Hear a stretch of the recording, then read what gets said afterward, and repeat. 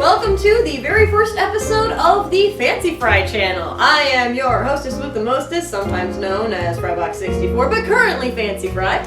And we are going to kind of do our really first cooking video for the channel here. So, without further ado, let's get changed into something a little more appropriate for the episode here. Ta-da! I am wearing an absolutely adorable little apron, if you can see it at all. But fancy episode calls for fancy wear. So, the entire point of this channel, to give you a little bit of backstory, comes from one single Facebook post that I made months ago, stating that my next door neighbor had given me all these issues of Gourmet Magazine full of these really fancy recipes that I would have no other reason to make at any other point in time in my life. And I asked my friends, would they watch a YouTube channel that was solely dedicated to recreating these recipes from Gourmet Magazine?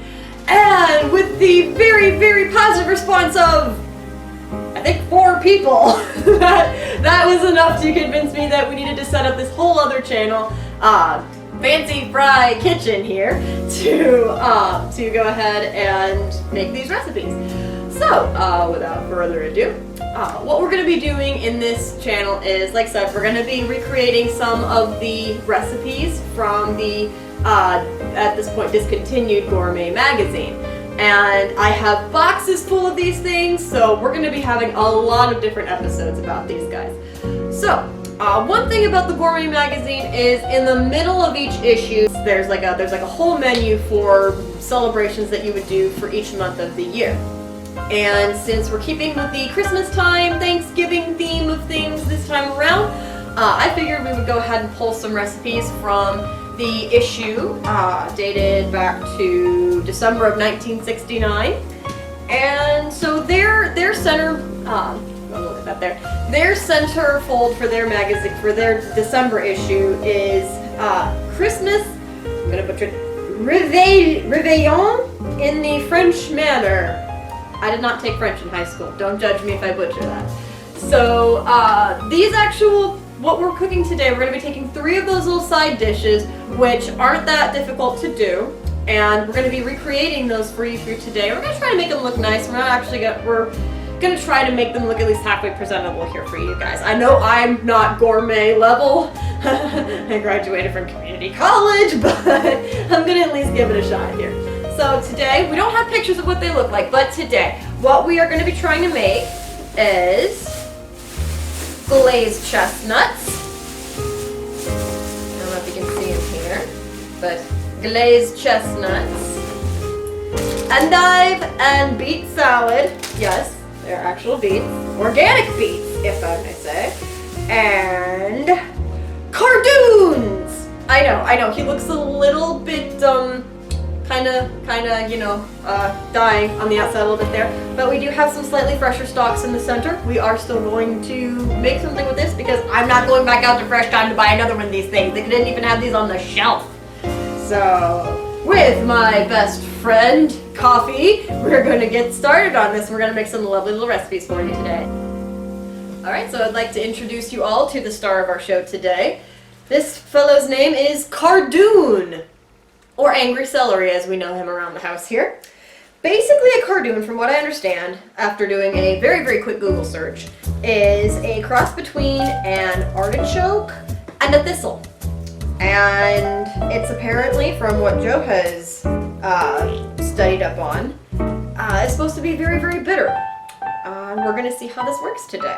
So, according to our recipe for cardoons here, we are to remove and discard the tough outer stalks of the cardoon, which I think I might pull this one off as well, just because they look, and as you can tell, they're starting to get a little bit floppy and a little bit, well, not so fresh looking on the outside, but on the inside it's pretty good. I will say it looks pretty good. Oh, and here we can see kind of like the little, where it gets like the whole thistle nomenclature from. There's these little spines that are going like up and down the insides of the stalks here. And I believe we are supposed to remove those, clean them, scraping off the strings. So, be right back. These guys, so this I believe is the heart. We're going to keep that intact. And these stalks here, I'm just going to run the knife up and down the outsides here just to kind of remove the spikes real quick. You should always remove your spikes before you eat your food, like that. I am going to cut off just the little ends here, just because they don't look that appetizing. So for the most part, it does look like not so angry celery anymore since we dethornitized it. And yes, that is a new word I made up. And so then we're going to cut these guys into 3 to 4 inch pieces. We're going to leave that heart intact there. Now they didn't say whether to cut vertically or horizontally, so we're just going to go like this. And forgive me if these are not perfect 3 to 4 inch pieces. I am horrible at measuring. Okay, leaving the heart intact. So to 2 quarts of boiling water, we add 1 tablespoon of flour blended with the juice of half of a lemon, and the cardoon stalks and heart, and cook them covered for about 2 hours. Oh goodness, I don't know if we have 2 hours, but we'll get that started. Alright, so since we don't have any fresh lemons just lying about in the middle of this quarantine, we used about 1.5 tablespoons of lemon juice. Mix it with a tablespoon of flour, and now we have what could possibly be the best smelling slurry I think I've ever made in my life.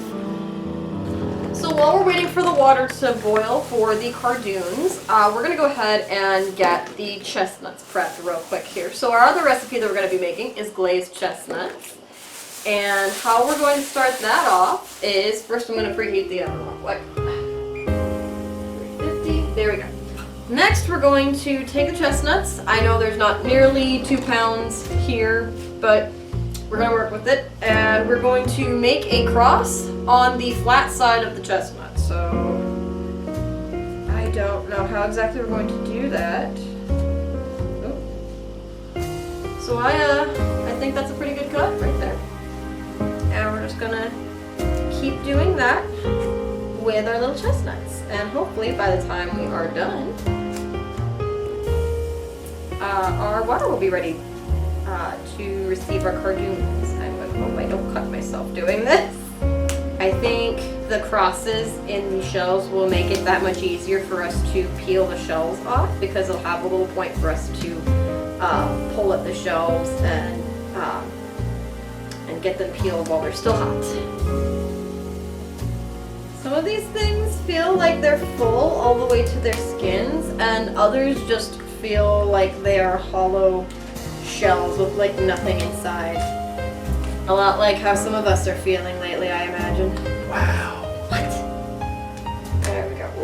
Alright, there we go. So we've got crosses made into all of our chestnuts. We're going to throw them on a, I believe, baking sheet, and we are going to get those in the oven once it's completely preheated.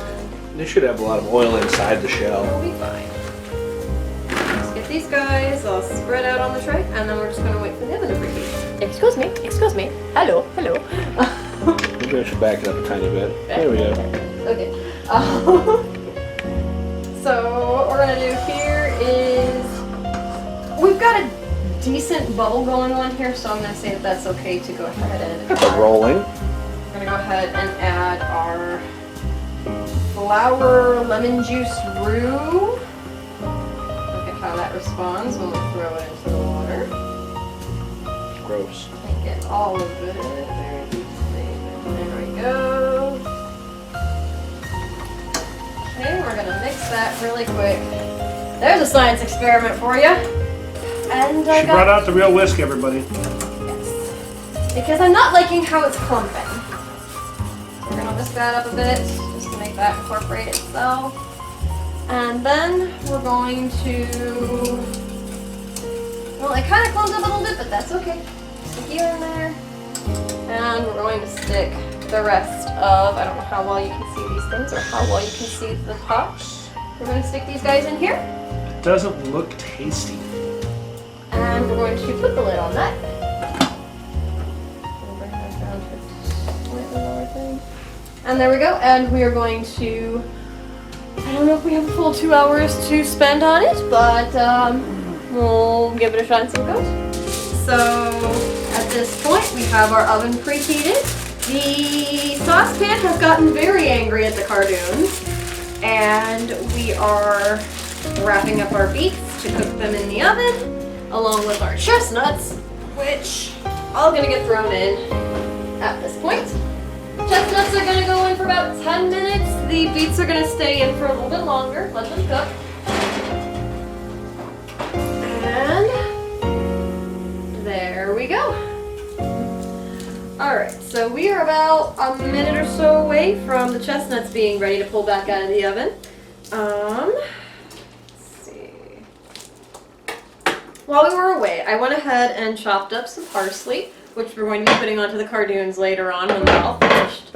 And I'm going to be chopping up some chives here that are going to, technically they're not chives, they're green onions, but we're going to be chopping these guys up to go on top of the beet and endive salad, which we're going to make at the very end here. There we go. Nice little chopping going here. Apparently this is going to get sprinkled on top of the Belgian endive and beet salad. Which that is probably the easiest thing we're going to do here today. And now I know you might be looking at me and thinking, wow, she's talking like she knows what she's doing. I have no idea what I'm doing. I am just following the recipe.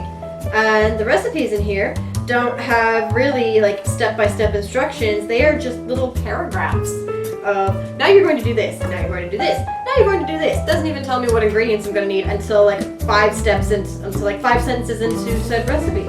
So this has been definitely a journey, a learning curve here. Alright. Let's take these babies out of the oven and let's see what they look like. The beets I think are going to stay in until the very end when we actually put everything together. Okay. Let's clear up a little spot for us here. And as you can see, the scoring in at least a good chunk of the chestnuts has like popped open. So I'll get you a nice little excellency. The scoring has popped open here, which will make it easier for us to pull these apart. It really did pop. Yeah. Oh, and you can see how fuzzy they are. So we're gonna go ahead and defuzzify these guys. There's some guy named Joe. I'll hop in and help. Ah! You rolled it into the green onion. How dare you? Pinch one way, then pinch the other. And the whole thing pretty much flew off. Yeah, we're supposed to simmer them and and that's gonna help the outer husk come off a little easier. We're supposed to boil them? Yep. Well, not boil them, but simmer them. Ew, this one's bad. That one's bad? Oh! Did it smell bad? Wash your hands. Did it go bad? It was green. This one? Okay, this one's bad too. I don't think you're supposed to have green nuts. Unless they're pistachios. The Cardoons are getting angrier and angrier over there. My word, I would not say such things about your mother, so stop saying such things about mine. Your mother was a weed. And your father smelled of weed killer. Alright. Overall though, I think we only had like a few that didn't come out 3 good. or 4. So this is what chestnuts look like. Future note to all chestnut buyers: buy an extra handful because some of them might be bad. Because some of them might not come out the way you want them to. Alright, so at this point we've reached a simmer on the chestnuts, so I dumped them into the pot there. This next part is going to, we'll kind of make the inner skins a little more viable for us to pull off. So I know they've been going for at least a minute here, so I'm going to set the timer for, let's do maybe 4, and we'll see where that goes. Alright, so these are our freshly simmered chestnuts. And so simmering them is supposed to make it easier to take these skins off. I'm looking at the recipe and it doesn't say exactly how to remove them, just remove the inner skins. So I think with a couple of them I actually made the cut deep enough that I got a little bit of slice in there. Okay, so it's taking like way too long to get the skin off of like one chestnut. Apparently it's a bitch and a half. I'm trying to Google easy ways, Did and you there's Google no it? What's the typical way to do it? Exactly what you're doing. Just peel it with my fingernails? Just thought of something. What? That song, Chestnuts Roasting Over an Open Fire, must be about getting frustrated with them and just throwing them into an open fire. Yes, that must be what it is. Okay, and as you can tell by the somewhat misshapen pile of chestnuts here, we decided that the best route to go once the skins had started cooling off was to just cut them off with a paring knife. So there you go. Some of them are pretty, some of them aren't, but they'll look fine, I hope, by the end of the day here. Alright, so our next plan of action, our next step that we're going to do is we're going to take these guys. I refilled the saucepan with 2 cups of beef stock. We're going to stick these guys in here. Boop. And once that gets a little bit hotter, we're going to cover that and let it cook for 18 minutes according to this guy here until they're almost tender, and drain them well. And then we'll move on to the next step from there. Alright, so let's check in on our angry celery here. It actually looks pretty good. I think it's been going for a fair while here. So let's see if we can do a little test on how tender it is. Okay, so it's still got a bit of crunch to it, but it's definitely got some give when I put the knife into it there. So. I would be willing to try a small piece now. Would you like to try a small piece? Yes, see if you can. So I'll see if I can cut off just like a tiny bit and put the rest of it back in. I'm curious. This is a new experience for both of us. We've never seen a cardoon before, so. Yeah, when you brought that in the house, I was just like, what's up with the steroid-laden celery? I'm going to cut off a little bit there, and I'm going to put this back in the pot. I'll volunteer. Tell me how it tastes. Oh my god, they weren't lying when they said it was bitter. Oh my god. Why would anybody eat this? That is our camera guy's thoughts on the Give me a cardoon. beer. Right now. Oh my god. Do you want the orange Anything. candy? There's the orange candy. I will take anything. Oh my god, that's bitter. Whoa. It starts off buttery and vegetable, but then the bitterness just... So obviously this is not something that some guy named Joe is into. Oh, I put the whole piece in my mouth.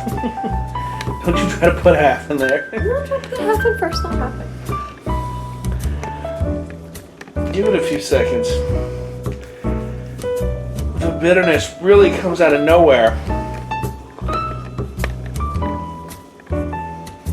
Okay, yeah. Yeah, it is very bitter. Oh my god. That's not pleasant. It mellows out after you chew it for a couple seconds. It's still not very good. Like, I will agree, like the initial, like, tang, and then there's a weird aftertaste to it. But No. it's still got a little ways to go yet, so. Ugh. Alright, now the slightly stickier floor. Now the slightly stickier floor after a soda accident that happened a second ago. We are going to be going into the last phase of our meal here. So we've got our chopped beets and our endive salad that's going to go together to make our endive and beet salad. That's the name. We got 40 seconds left on the chestnuts, so here's what we're going to be doing. We're going to be cooking the chestnuts in a sugar syrup in this little pan right here. At the same time, we're going to drain the cardoons and get them cooking over in this little pan right here. I feel like I probably should have let them cook for another hour, but we're kind of crunched for time. So this is the best that we're going to do. Whatever we get, we get. And then everything's going to kind of come together at the last minute to make our lovely little side dish spread. So, oh, I should get the French dressing out. And I know it says to use 3 tablespoons in the recipe, but honestly, I'm okay with half a stick of butter for both of these guys. I don't think anybody's gonna complain if we have a little extra fat in there. 6.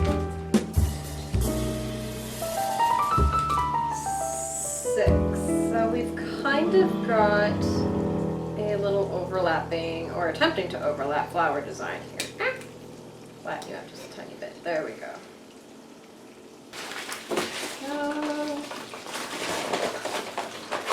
Okay, 1/4 cup sugar.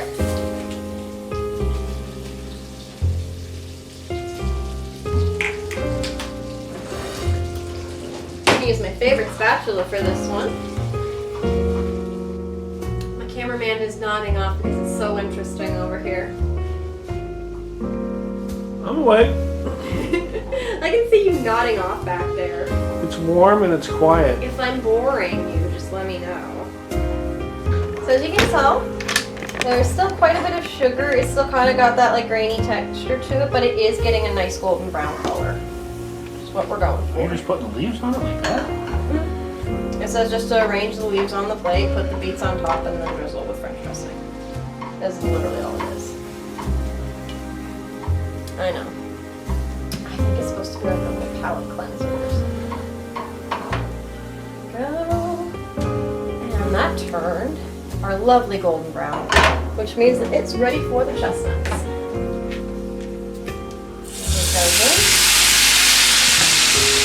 I'm trying to figure out why you would cook them in beef broth, though. That's really weird. I don't know.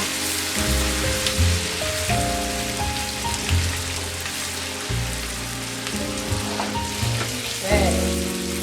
No, they're just served as is then? And then I think there's, oh, look at my bath. Half cup water.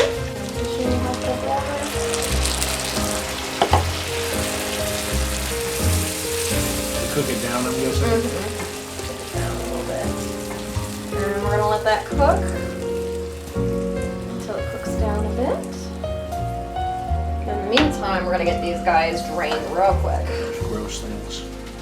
Oh, say that to them. They're sensitive. They're sensitive little things. Okay, those basty bastards. I made sure to get all of their little stemmy things off. This is Thanksgiving weekend. I have eaten such delicious stuff for days, and I had to try those.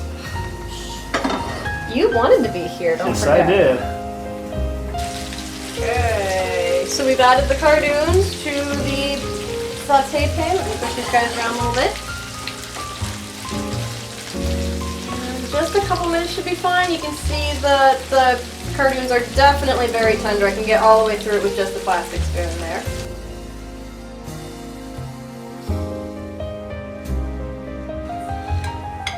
Don't talk about the Green Man. We don't talk about the Green Man, ever. What is this, like Fight Club? We don't want to tell the story of the Green Man. We just don't. To be fair, that is the creamy French. That looks good. There we go. Artsy fartsy. Wow. There we go. And there, ladies and gentlemen, is our French sides for our French Reveillon. I totally butchered that again. I need to try one of those chestnuts. So we have our glazed chestnuts, our Belgian Endive and Beet Salad, and our star of the show, our angry celery cardoons. So let's try them and see how they taste. Yes, always eat the heart of your enemies to gain their strength and I'm courage. going to start with the chestnuts over here. I should not have taken the leaf. That's like leather. Nope. Oh god, the leaves are worse. So don't try to eat the leaves. The leaves might as well be leather. And the chestnuts are maybe a tiny bit undercooked. That might be my fault. But they're good. Those are very good. Like the sugar glaze is apparent, but not overpowering. Because you can still get the flavor of the chestnuts. Alright, time to try the angry celery. Some of the smaller pieces are really tender on these chestnuts. Time to try the angry celery. I probably could let it go a little longer. It did actually start kind of tasting good near the end there. Like the first couple of bites are very like bitter and very jarring, but if you keep it in your mouth and you chew it long enough, eventually when like you get to the end, you can taste it like right on the very back end of your tongue there. You can taste like the savory flavor coming out, and you can kind of see how like the sauteing in the butter and that kind of comes together to make that like unique flavor. It has a very strong aftertaste though. Not for everybody. This is definitely an acquired taste. Okay, so that was our lovely cardoons, and then I'm going to kind of spear our little thing over here. You know what? I'm just going to pick up. I'm just going to pick up an entire leaf here. Think of it like nachos. I ate it like nachos and it worked. It's actually really good. 10 out of 10. Wouldn't cook and eat again. That's 10 out of 10. That's like plant nachos and it works. So if you're vegetarian and you want nachos, there you go. Get the endive out. They're perfect shape. So chestnuts, 10 out of 10. Belgian endive salad, 10 out of 10. Cardoon, maybe 4. 5 if I were given a chance to really enjoy them. Are you looking at the plates or are you looking at me? Please. I'm gonna wrap up the video. Oh, you didn't ask for my scores. Oh, what would you like to say? So turn the camera around to face you and tell the audience what you think. I'm not gonna tell. Turn it around to face you. I don't want it to face me. We'll come over here and talk to the audience then. This is a trap. Or if you want to tell them what you think from back there, and I'll just make pretty faces. Alright, well, thank you for joining us all today in Fancy Fry's Kitchen. Today, just to kind of recap, we made glazed chestnuts, Belgian endive and beet salad, and cardoons. This is a very interesting experience, so I'm very actually happy with how everything turned out. If you would like to see more of these lovely videos, we will be posting them, maybe not on an entirely regular basis, but there will be a lot more recipes coming from the Gourmet magazines, as well as foods that look a little bit fancier from modern cookbooks and magazines. But yeah, I hope you all enjoyed this, and if you would like to give us a like and subscribe, I would really appreciate the support. You can check out our main channel, which we are a sister to, Frybox64 Productions, where I just kind of do a little bit of everything over there. I may transfer some of the cooking videos from there over to here, just have this be the food only channel. We'll see how that goes. And I hope to see you again next time for some more fun cooking in the kitchen with Fancy Fry. Bye everybody!